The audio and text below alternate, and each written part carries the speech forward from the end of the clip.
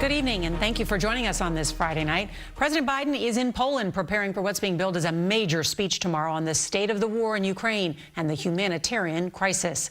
Today, the president met with his Polish counterpart and thanked the nation that has welcomed about 2/3 of the nearly 4 million Ukrainian refugees. President Biden spent time with members of the Army's 82nd Airborne Division stationed near the border with Ukraine as a show of force to Vladimir Putin.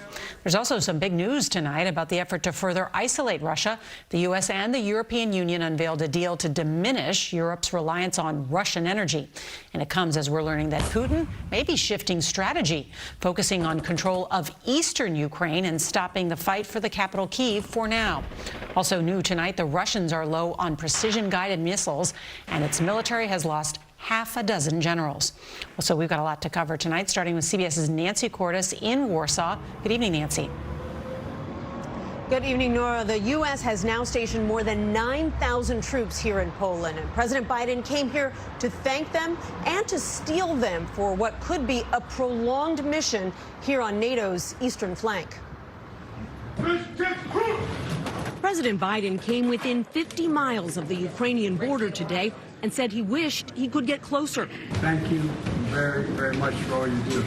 He stopped in Rzeszów, Poland, to share a slice with members of the 82nd Airborne, who are part of the massive aid effort in this town that has now become a processing point for tens of thousands of Ukrainian refugees. We've sent the best available of America, and that's all of you. 3.7 million people have fled Ukraine in the past month.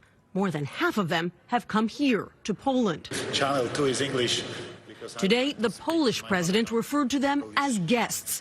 President Biden called Vladimir Putin a war criminal intent on causing civilian suffering. It's not stopping. It's like something out of a science fiction movie. You turn on the television and see what these towns look like. President Biden flew to Poland from Brussels, where earlier today he announced a plan to supply European countries with more liquefied natural gas to help reduce their reliance on Vladimir Putin's supply. He's used the profits to drive his war machine. The Defense Department said today it's seeing the first indications of Russian troops being moved to Ukraine from the former Soviet Republic of Georgia. What's the significance of those troops coming from Georgia? Pentagon Press Secretary John Kirby is traveling with the Defense Secretary here in Poland. The significance is that Mr. Putin is having the need now to reinforce the forces that he has put inside Ukraine. He arrayed more than 100 battalion tactical groups, more than 150,000 troops since last fall to conduct this unprovoked war. The fact that he is now considering his resupply options from outside of Ukraine tells us that he knows that it's not going so well for him and that he needs to bolster his efforts. Tomorrow, President Biden will meet with refugees here in Poland, and he'll deliver a speech here in Warsaw that his aides say is designed to reassure the Polish people that the U.S. is committed to helping with the huge humanitarian challenge the country is suddenly facing.